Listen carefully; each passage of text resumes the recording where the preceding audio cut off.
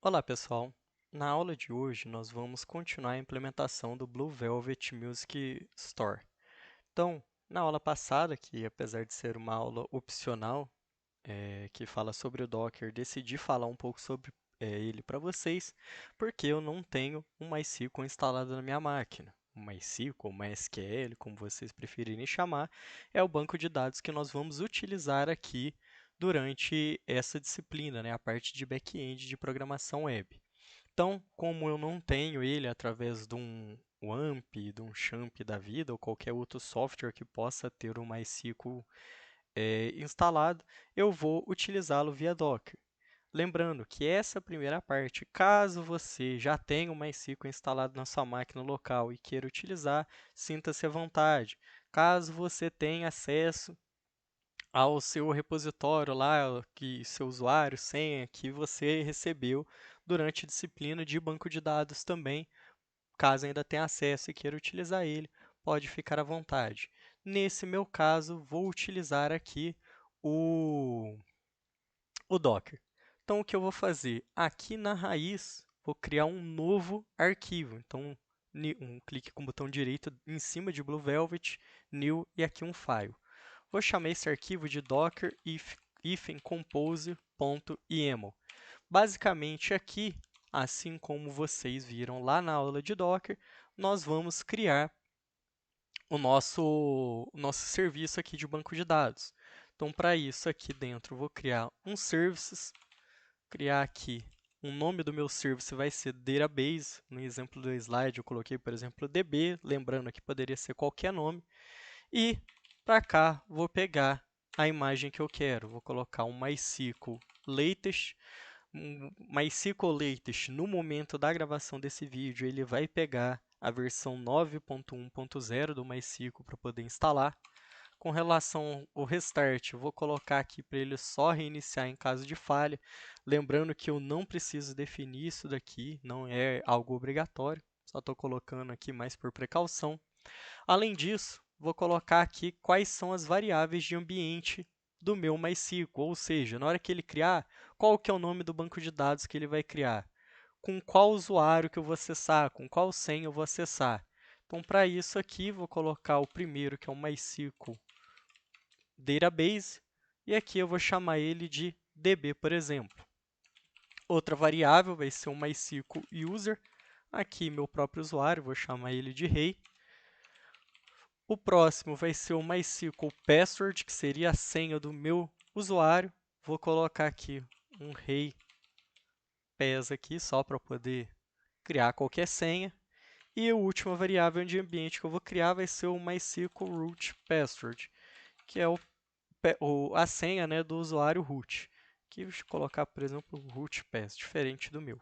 Então, já criei minhas variáveis de ambiente. Próximo passo é definir as portas.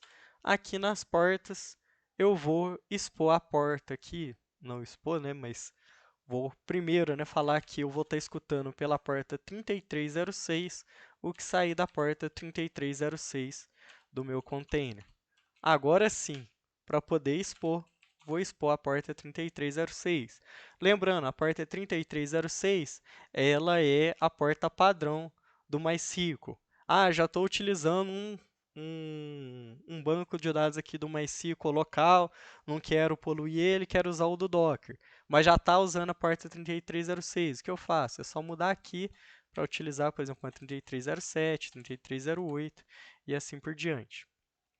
Então, vou expor aqui a porta 3306 e agora vou fazer o mapeamento de volumes. Então, mapeamento de volumes aqui, o primeiro vou chamar de MyDB, que vai ser um volume que eu vou criar aqui dentro, e vou mapear ele para o var lib MySQL dentro do container. Então, a ideia aqui desse volume é que dentro desse MyDB que eu ainda vou criar, vai ser criado aí provavelmente na linha 18, 19, eu vou definir aqui que o conteúdo que vai estar salvo aqui dentro do container, mesmo se o container ele for pausado ou encerrado, ele não vai ser perdido, ou seja, ele vai ser persistido.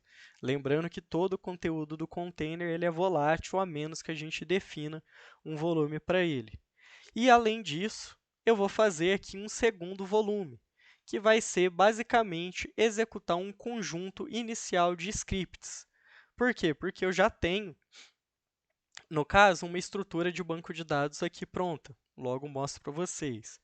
Como não é o objetivo dessa disciplina com que vocês realmente trabalhem necessariamente criando um banco de dados, já vou deixar toda essa estrutura pronta aqui para vocês e vou fazer de uma forma com que eu não precise abrir algum SGBD, por exemplo, algum MySQL Workbench ou um dbeaver da vida, ou até acessar um MySQL por linha de comando para executar os meus create tables. Também fiz algumas inserções simples de um produto, então não vou querer fazer isso daqui, não é o foco da disciplina. Então, já vou fazer com que ele execute de forma automática para mim quando eu executar aqui o meu serviço. Então, para isso, o que eu vou fazer? Eu vou criar aqui dentro de source main resources uma pasta chamada static e vou criar um arquivo chamado initial.sql. Nesse arquivo, eu vou colocar todo esse create table, os inserts, e ele vai executar para mim quando eu subir o meu banco de dados. Então, aqui, o que eu vou fazer? Como eu falei, vou colocar dentro de source main resources. Aqui eu vou criar uma nova pasta que ainda não existe, então, obviamente, vou esperar um pouco para executar esse Docker Compose, que é a pasta static, e aqui vou ter um arquivo que chama initial.sql. Então, esse arquivo eu vou estar movendo ele para aqui dentro do meu container para docker hífen entry point hífen init db.d barra e aqui copiar esse arquivo, né, o initial.sql. Aqui, pessoal, só faço um alerta para vocês, até um pouco fora do conteúdo realmente da aula, mas falando do ponto de vista aqui dos volumes do Docker. Toda vez que eu coloco os itens nessa pasta aqui, os itens eles não são, vamos supor que eu tivesse outro item aqui. Teria o initial, que teria o item A, por exemplo. Basicamente, ele não iria executar primeiro o initial e depois o A, porque primeiro vem o initial e depois vem o A. O que ele iria fazer? Ele ia executar primeiro o A e depois o initial. Então, ele vai executar sempre em ordem alfabética, né, digamos assim. Então, ele é sempre ordenado aí pelo nome do arquivo. Por que eu estou falando isso? Eu fiz um único arquivo com todos os create tables e com os inserts tudo junto. Mas suponha que eu quisesse dividir isso em dois scripts SQL, poderia fazer sem problema nenhum. Eu só teria que ter o cuidado de fazer com que os create tables eles tivessem um nome, né, que a precedência dele ali ordenado de forma alfabética fosse executado primeiro que os inserts, senão ele tentaria inserir itens em tabelas que não existiriam. Então, isso daqui mais a título de curiosidade para vocês. Então, agora que eu já defini meus volumes, por fim, posso definir aqui só um MyDB, que é o volume que eu defini aqui interno, né? Então, para salvar todo o conteúdo lá do container. Então, terminei aqui o Docker Compose. Agora sim, dentro de Resources, vou criar aqui um novo diretório, que eu vou chamar de Static. Por que Static? Porque realmente um script SQL vai ser algo estático. Vai ser uma seed inicial ali, né, para o meu projeto.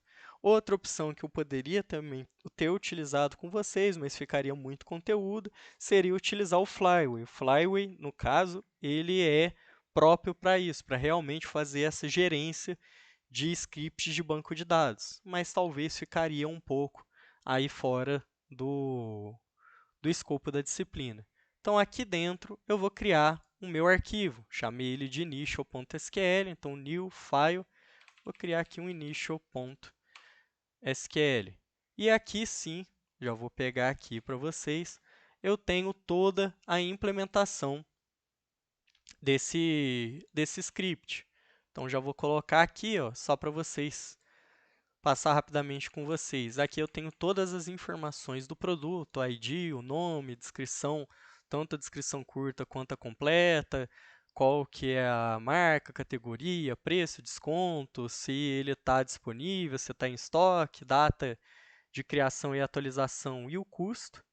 E além disso também, para seguir, né, realmente que vocês já aprenderam em banco de dados com relação à forma normal, fiz a separação em duas outras tabelas, que também dependem ali no caso do produto. A primeira vai ser o Box Dimension, lembrando que se a gente pegar a descrição aqui do nosso trabalho, nós temos aqui as dimensões, que é a dimensão da caixa, não do produto, então ele vai fazer todo o cálculo, né, baseado no tamanho que a gente tem da caixa, o peso e tudo mais, para ele poder fazer um envio.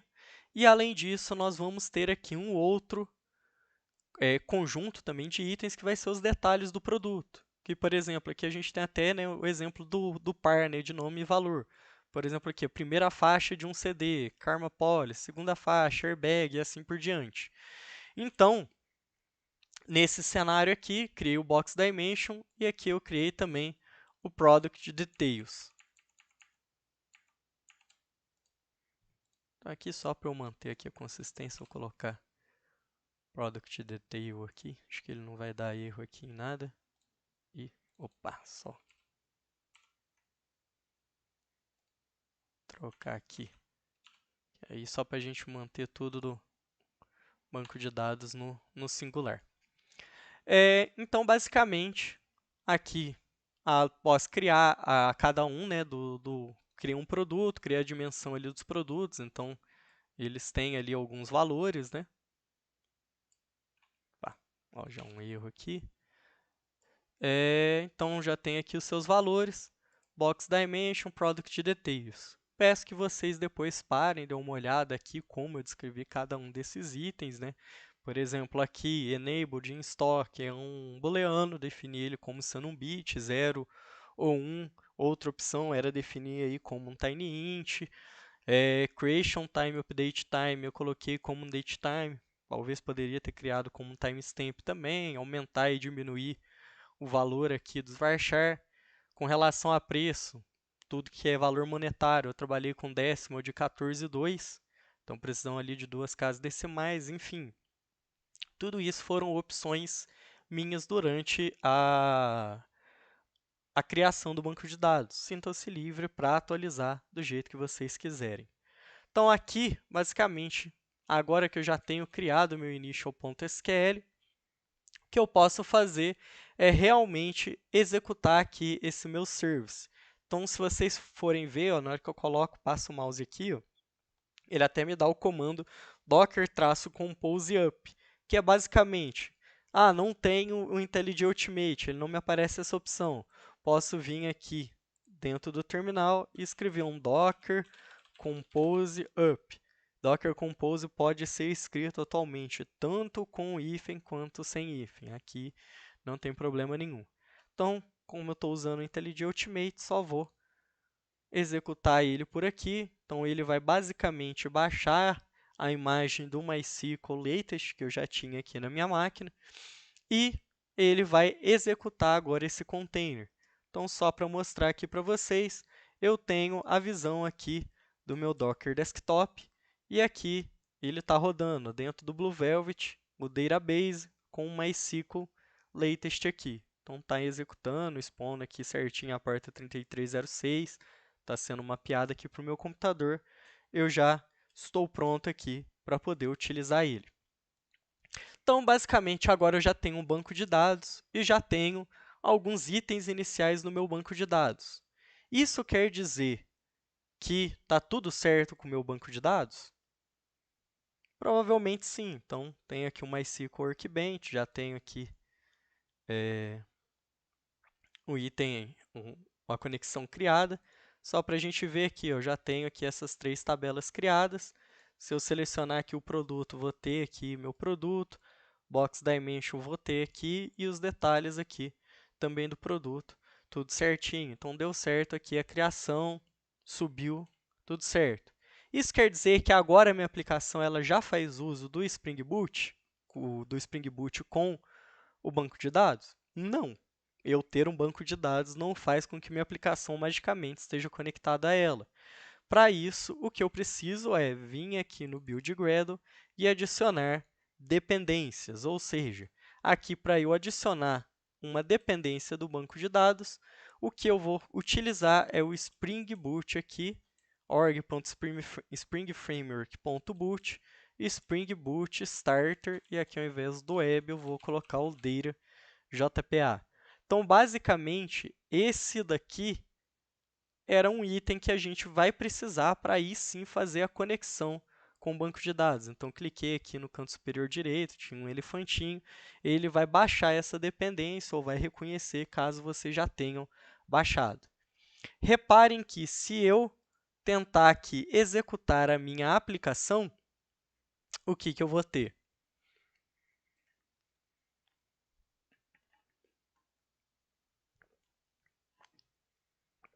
Reparem que aqui agora eu já vou ter um erro. A minha aplicação ela vai falhar ao ser iniciada. Por quê? Porque a gente não definiu qual que é o URL do banco de dados. Então, reparem que lá na primeira aula que a gente falou sobre Spring Boot, eu até comentei para vocês que a gente iria utilizar o Data JPA, mas que eu não ia utilizar ele ainda. Por quê? Porque realmente, desde o início do projeto, ele já exige que a gente faça uma conexão com o nosso banco de dados. Então, agora que eu já tenho um banco de dados completo, eu consigo fazer essa conexão. Onde que eu faço essa conexão? Basicamente, dentro de Source, Main, Resource, Application e Emo.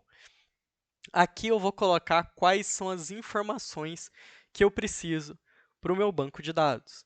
Então, aqui, não vai ser dentro de Application, vou voltar ele um nível aqui e vou colocar qual que é o meu Data Source.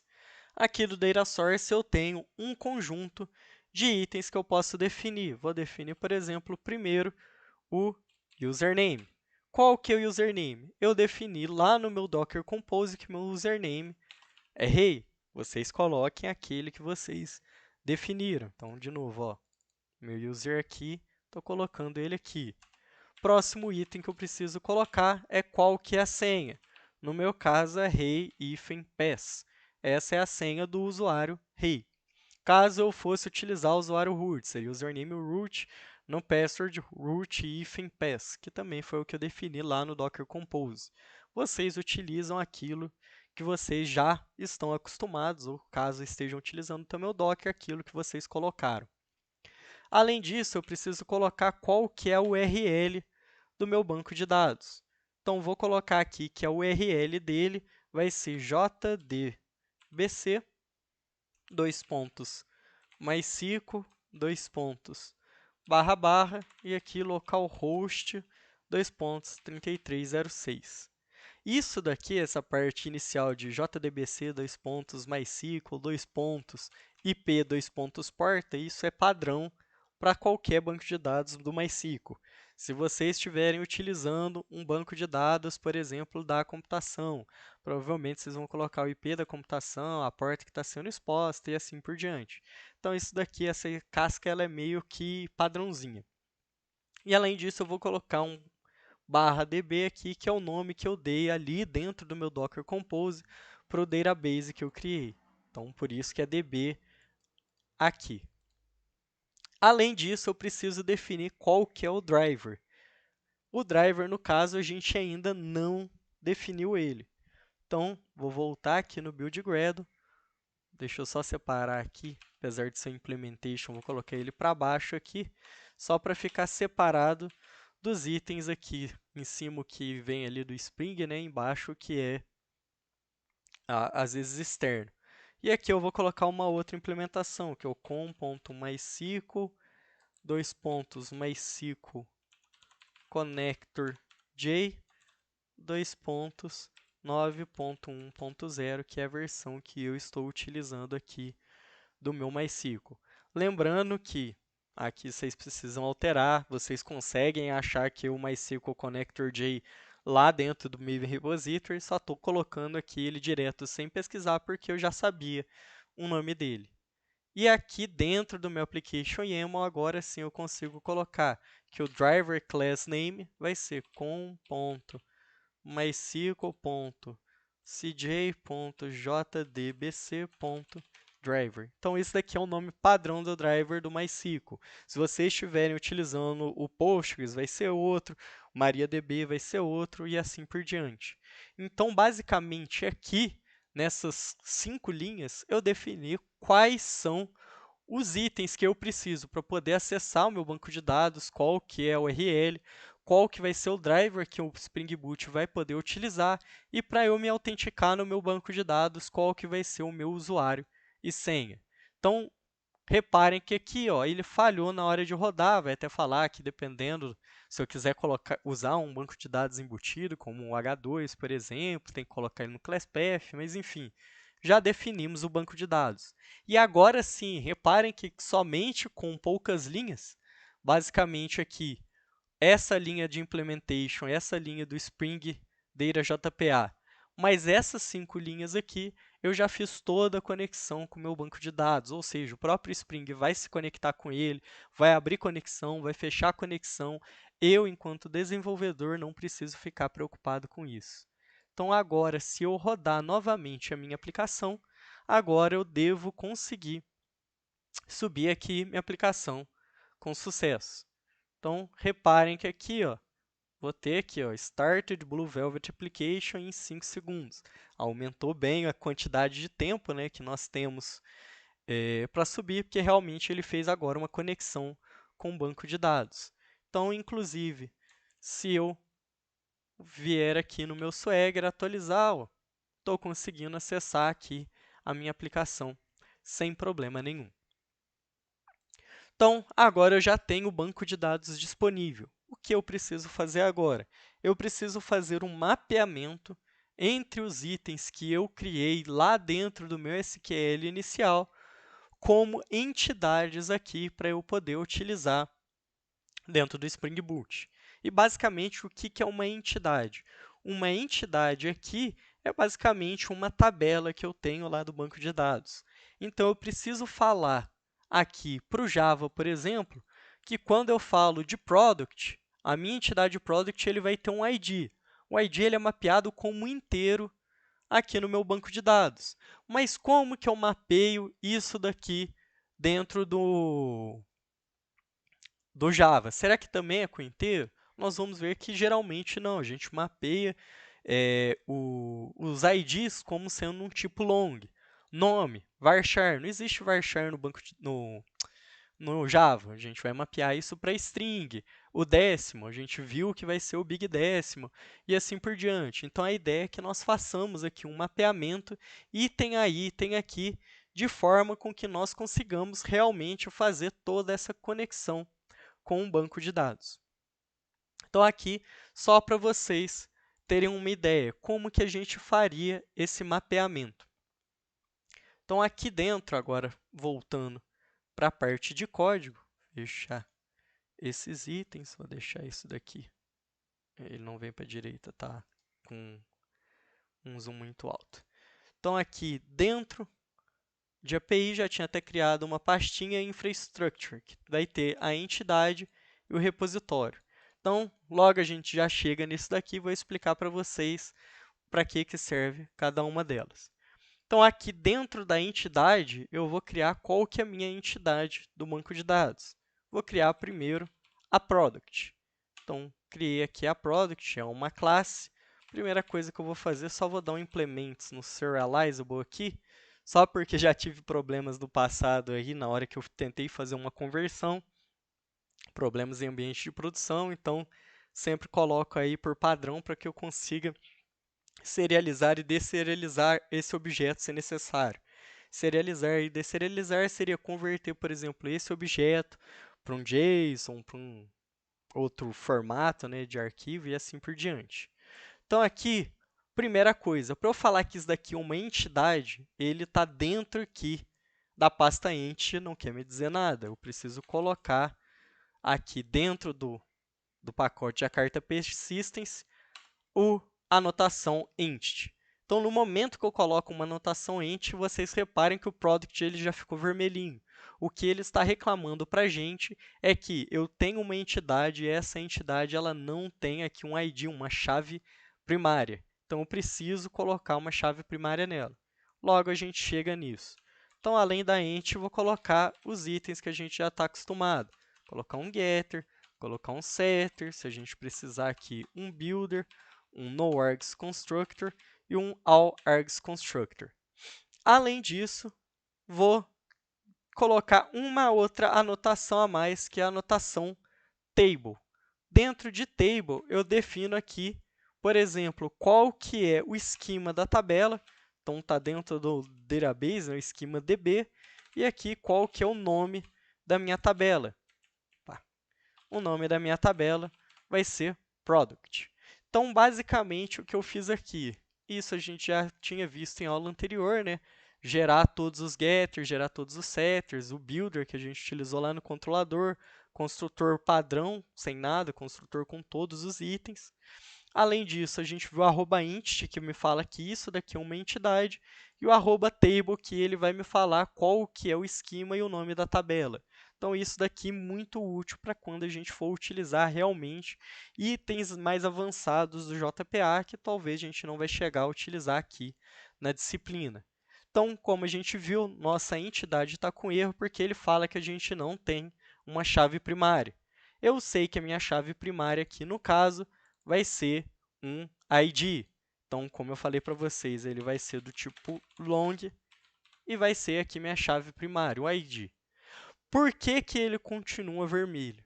Porque eu ter também um atributo com o nome ID não quer me dizer nada.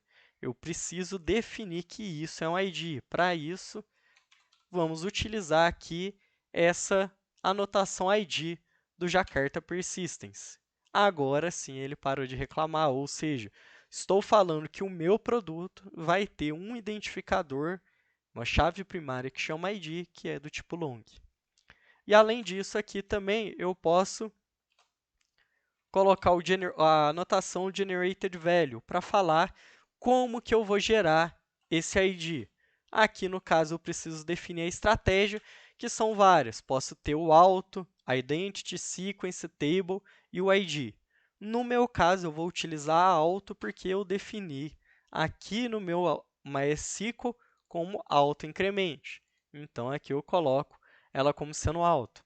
Geralmente, tabelas, por exemplo, do Postgres, a gente coloca como sendo um identity, pode ter sequence e assim por diante.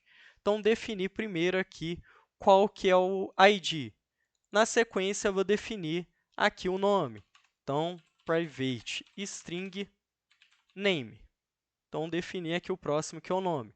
Agora, eu tenho a short description. Poderia definir ela, por exemplo, dessa maneira, short description, exatamente do jeito que está no banco aqui. Só que, dentro do Java, a gente não utiliza aqui o snake case, né? Separar as palavras por underscore. A gente utiliza o camel case, que vai ser basicamente dessa maneira. Agora, uma dúvida. Como que o MySQL sabe que o short description aqui, que essa string vai ser esse mesmo short description? Basicamente, não tem como o MySQL saber disso, o JPA saber disso. Então, para isso, a gente precisa colocar uma nova anotação, que é a @column. Aqui a gente vai definir que o nome da coluna vai ser short description. Então, reparem que aqui a gente poderia ter colocado qualquer nome, poderia ter colocado prog web, que ele ia continuar funcionando sem problema nenhum. Pessoal, eu sei que é muita anotação, mas vocês vão ver que uma vez que vocês conseguem entender para que serve aquela determinada anotação, o resto sai bem automático, porque muitas dessas anotações elas são repetitivas. Então, a gente tem aqui short description, vamos ter aqui também o full description, vou até copiar aqui só para ganhar um pouco de tempo. Então, aqui um full description. Além disso, nós temos aqui brand, categoria, os dois vão ser do tipo varchar. Então private string brand, private string aqui, category. Lembrando, por que que eu não estou colocando @column em brand? que eu não coloquei aqui no category, name, ID? Porque eles têm exatamente o mesmo nome, tanto no banco de dados quanto aqui. Eu só coloco @colon naqueles que o nome ele é composto, então tem uma diferença entre o snake case aqui com o camel case aqui. Então, coloquei aqui a categoria, próximo, list price. Então, list price é do tipo décimo lá, aqui eu vou colocar que ele vai ser big décimo. Então, list price. E, de novo, aqui preciso colocar o @colon com name e aqui colocar que ele chama list price separado por underscore. Vou ter também aqui o desconto, vou copiar e colar aqui só para ganhar um tempo, então tenho aqui também o desconto. Vou ter aqui o enable de um stock, que eu posso simplesmente colocar aqui também, por exemplo, como sendo um booleano. Então, enabled boolean is, aliás, in stock. Em estoque aqui temos o mesmo problema, o jeito que eu escrevi ele é diferente do jeito que está aqui, então vou precisar colocar aqui um @colon com o name chamado de in_stock. Vou aproveitar aqui, vou colocar o custo aqui em cima, a ordem ela é indiferente, viu? Só vou colocar o custo aqui junto com os outros big decimals. E por fim, eu posso colocar aqui a data de criação e data de atualização. Como eles são datetime, eu posso colocar eles como um local datetime aqui. Creation time e aqui um update time.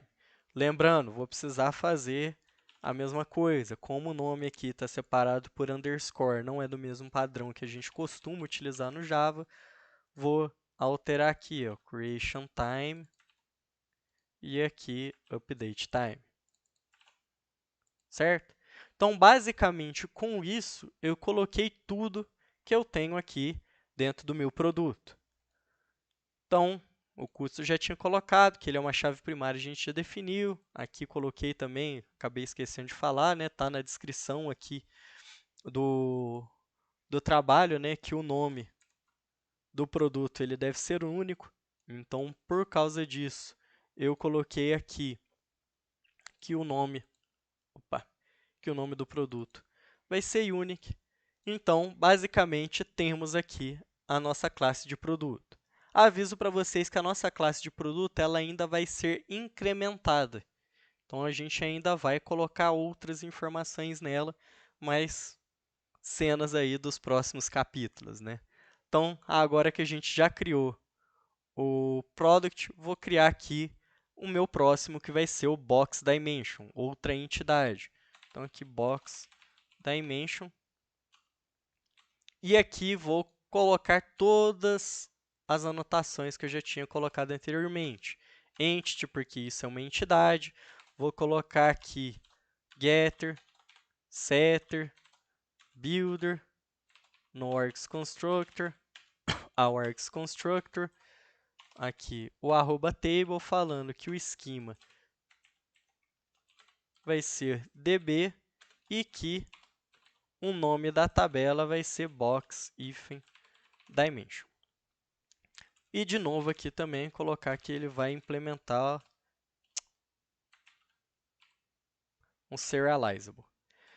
Então, de novo, ele está falando aqui que não temos uma chave primária, vamos adicionar aqui essa chave primária. Então, a chave primária, @id, generated value com strategy de auto, de novo. Por quê? Porque aqui eu coloquei auto-increment para esse ID. Então, aqui vou colocar cada uma das informações, length, width, o weight, height e assim por diante. Então, aqui, ó, colocar antes private long ID, parou de reclamar. Agora, vou colocar cada um desses itens. Vou colocar primeiro aqui largura. Então, private float, aqui, comprimento. Aqui, opa, private float. Beleza. Próximo aqui é a altura. Estou copiando aqui porque uns tem TH, os da THT aqui eu sempre me confundo. E aqui, por último, o float e aqui com o peso. Reparem que aqui, nesse instante, eu tenho um Product ID. O que eu vou fazer? Eu posso mapear esse Product ID aqui dentro? Posso mapear, só que talvez não seja interessante eu colocar aqui um private long product ID com @colon e tudo mais.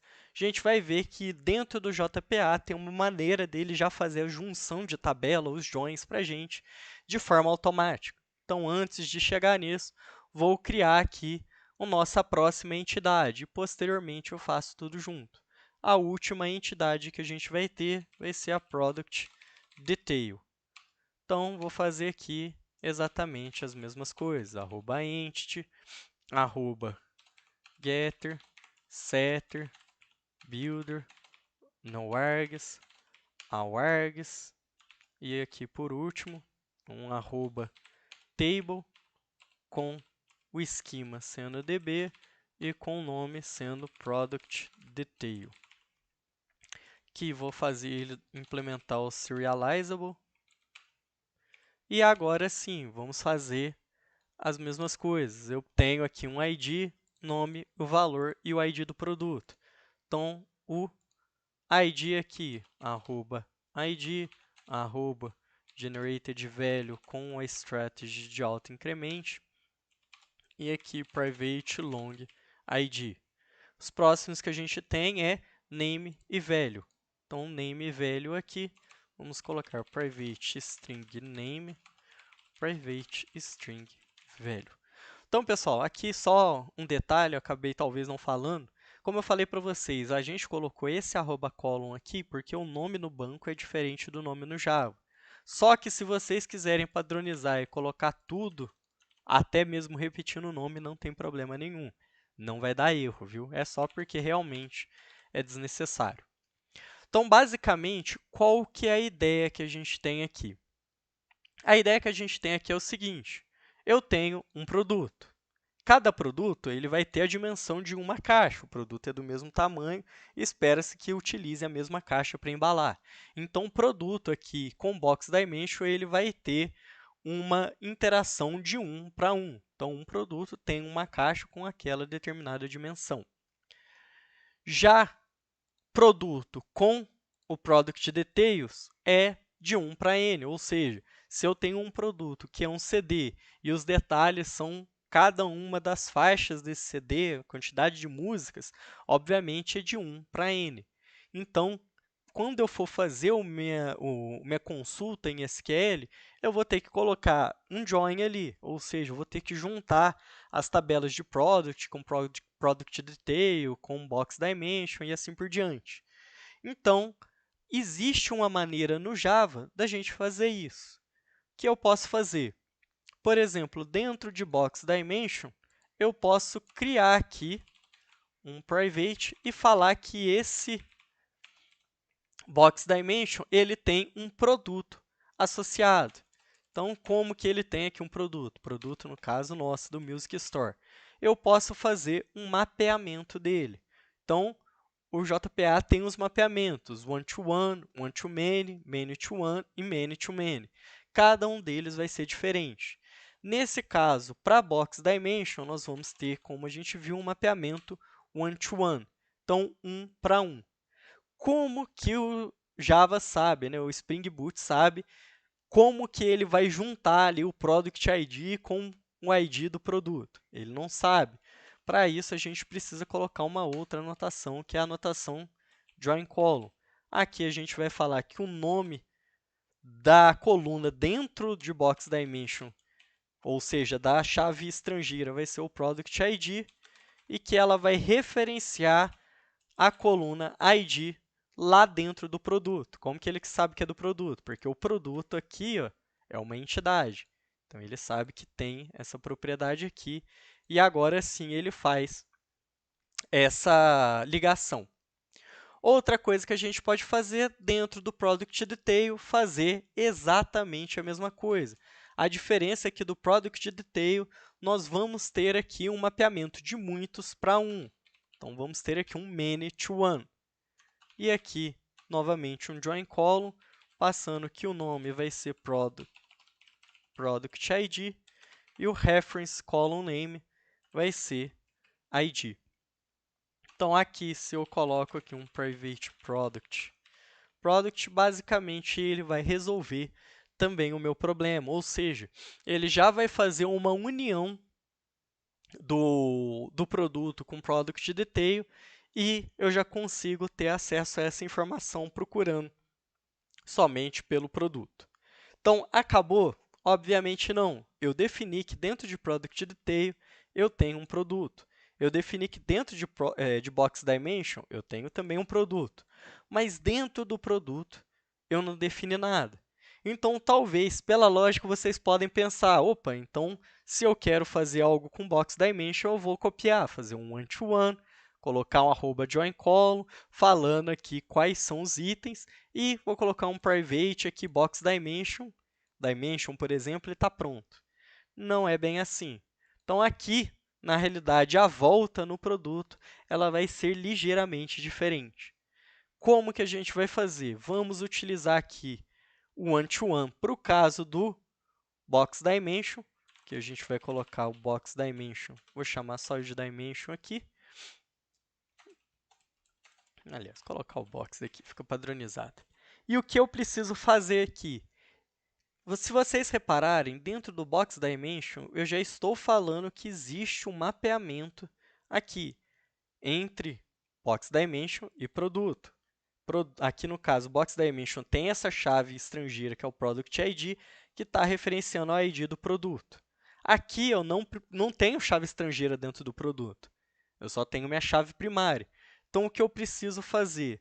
Dentro do meu one-to-one, eu coloco aqui um mapped by e falo que eu vou mapear isso pelo produto. O que é esse product aqui? Dentro de Box Dimension vai ser o atributo chamado product, que é esse cara aqui.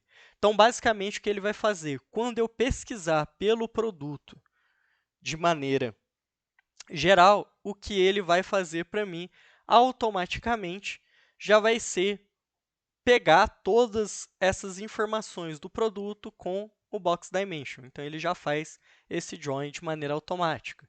E assim como nós fizemos aqui do Box Dimension, posso fazer também a mesma coisa para o Product Details. Do Product Details, a gente viu que do Product Details para o Product era um mapeamento Many to One. Se a gente está no produto, obviamente é o inverso, vai ser o One to Many. E aqui dentro desse One to Many, consigo também colocar... Opa, não tem Join Column aqui, vou ter um Mapped By, que também vai ser por Product, que é o mesmo nome que eu dei aqui dentro do Product Detail para esse atributo aqui. Então, consigo criar aqui um private, como são vários. Vou criar aqui uma lista de Product Detail, chamada Product Details. Vou tirar esse list aqui, e aqui só vou incluir a lista aqui. Então, se vocês repararem agora, eu já tenho aqui essa estrutura pronta, tanto aqui para produto, quanto para Product Detail, quanto para Box Dimension, perdão, Product Detail e Product. O que eu consigo fazer? Agora que eu já tenho as entidades, eu posso utilizar um repositório para eu poder acessar essas entidades. Então, aqui dentro dessa pasta repository, vou criar um novo aqui Java Class, e aqui ele vai ser uma interface. Dentro dessa interface, vou dar o nome dela, por exemplo, de Product Repository. Então, aqui, quando eu crio essa interface, a primeira coisa que eu vou fazer é anotar ela com o @repository. De novo, só colocar o repository aqui no nome não faz dele ser um repositório. Então, vou colocar aqui realmente essa anotação. Além disso, como eu estou utilizando o JPA, o que eu posso fazer? Posso dar aqui um extends. Dentro do Extends, vocês vão ver, né, quando usamos o JPA, Hibernate, a gente tem o CRUD Repository, ou nesse caso, nós vamos utilizar o JPA Repository, que aqui, JPA Repository vai ser um genérico que ele espera que nós passemos duas classes ali para ele. A primeira vai ser qual que é o tipo do repositório que está sendo criado, e a segunda é qual que é o tipo do identificador, da chave primária desse repositório. Então, eu vou criar um repository aqui, passando qual que é o meu produto. Meu produto vai ser o product. E qual que é a chave primária desse produto? Chave primária desse produto vai ser um long. Então, com isso daqui, eu já tenho acesso a um conjunto de métodos, né, que o JPA Repository tem. Então, vou ter um find all, find by ID e assim por diante. E, além disso, também, caso seja necessário, nós podemos criar algumas consultas usando query nativa ou não. Não se preocupem, vou tentar preparar ali, deixar alguns links para vocês com todas essas informações que talvez, né, por falta de tempo, a gente não consegue cobrir aqui na aula. E aqui, além do Spring Boot Application, só colocar uma outra anotação que é Enable JPA Repositories. Então, aqui só estou falando que eu estou permitindo os repositórios do JPA. Então, se eu reexecutar aqui a minha aplicação, espera-se que ela suba sem problema nenhum. Vamos testar.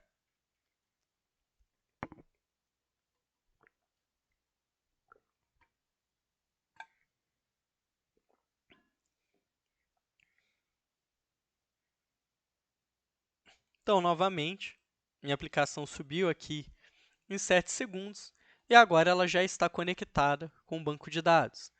Para isso, a gente pode fazer um teste e para esse teste eu vou utilizar uma antiprática. Que antiprática que é essa? Dentro aqui do meu controlador, eu vou colocar o meu repositório. Por que que isso é uma antiprática? Porque o controlador ele não pode saber de existência de repositório. Se eu estou usando um repositório, se isso daqui vai ser o MySQL, vai ser um Postgres, vai ser um Mongo, MariaDB, ou se vai ser um arquivo, para o meu controlador isso é totalmente transparente, assim como para o meu serviço. O controlador, a única coisa que ele faz é pega uma requisição, encaminha para o serviço, devolva a resposta. Isso é a única coisa que o nosso controlador ele vai fazer. Mas só para fins de teste, vou testar aqui e vou colocar o nosso repositório. Então, aqui vou colocar um private, chamar ele de product repository, e aqui chamar ele só de repository porque eu já estou dentro do product controller. Automaticamente o repositório vai ser dele. Aqui, a gente precisa injetar esse product repository aqui dentro do controlador. Para isso, a gente pode fazer injeção por meio da anotação AutoArg, que não é uma coisa recomendada a gente fazer, ó, ele até fica aqui sublinhado em amarelo, falando que a injeção por campo não é recomendada. A gente pode fazer uma injeção por meio do setter, ou a gente pode fazer uma injeção por meio do nosso construtor, que é o mais utilizado. Então, aqui, só colocar ele como um final, e eu posso usar aqui o requiredArgsConstructor do Lombok para fazer essa injeção aqui para mim. O que o requiredArgs faz? Qual que é a diferença dele com o noargs? O noargs não vai ter nada. RequiredArgs só vai ter tudo que tiver com final. Por isso que nos request, response e nas entidades, em nenhum momento eu coloquei @requiredArgs, porque nada tinha final. Precisa ser requiredArgs? Não, poderia colocar aqui nesse cenário um allargs. Um noargs não ia me resolver porque eu não iria injetar essa dependência. Então, o que eu vou fazer aqui? Aqui, só vou colocar, por exemplo, um repositório, fazendo a busca aqui, ó. Reparem, como eu falei para vocês, que a gente já tem uns métodos padrões do JPA Repository. Por exemplo, o find by ID. O ID dele aqui eu já vou receber no path, e aqui eu já consigo saber qual que é o ID. Então, aqui só para a gente testar, vou colocar aqui um breakpoint e vou reexecutar isso daqui no modo debug. Não sei se deu para vocês perceberem, mas esse método findById ele retorna para a gente um tipo que chama optional. Talvez vocês nunca tenham visto esse tipo aqui antes. Qual que é a ideia do optional? O optional ele é um generic em que, quando você faz uma consulta no banco de dados, você pode achar ou não registros. Então, vou procurar por ID. Se eu procurar pelo ID 1, eu vou achar um registro. Só que se eu procurar pelo ID 2, eu não tenho um registro com ID 2 no meu banco de dados. Então, ele me retorna um optional, ou seja, é uma coisa que pode existir ou não. Posteriormente, quando a gente estiver trabalhando com o serviço, vocês vão ver como que a gente faz para poder trabalhar com ele. Ou seja, como que a gente faz para verificar se recebemos alguma coisa ou não, como que a gente faz para pegar esse valor, como que a gente faz caso não ache para poder lançar, às vezes, alguma custom exception e assim por diante. Então, qual que é a ideia? Vamos pegar aqui dentro do nosso navegador, vamos vir aqui, né, no nosso Swagger, vamos pegar aqui o get, que é basicamente o item que a gente alterou, o getPyId. Então aqui vou dar um tryout, vou passar o ID 1. Na hora que eu executar o meu e voltar aqui para o meu IntelliJ, ele vai estar parado aqui, ó, dentro do meu repository.findById, ID 1, que foi o valor que eu passei.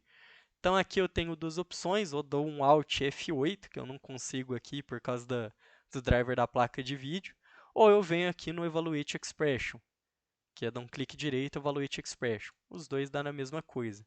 Se eu clico aqui no botão Evaluate para avaliar, reparem que aqui ó, ele vai me retornar um optional de um produto. Se eu expando aqui os valores, ó, eu tenho aqui qual que é o meu ID, Guided by Voices, o nome do CD, e assim por diante. Então, tenho aqui todas essas informações. Box Dimension ele pegou, não conseguiu pegar aqui o Product Details. Vamos ver o que pode estar de errado aqui dentro da nossa aplicação.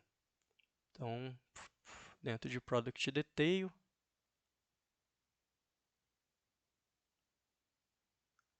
DB, Product Detail.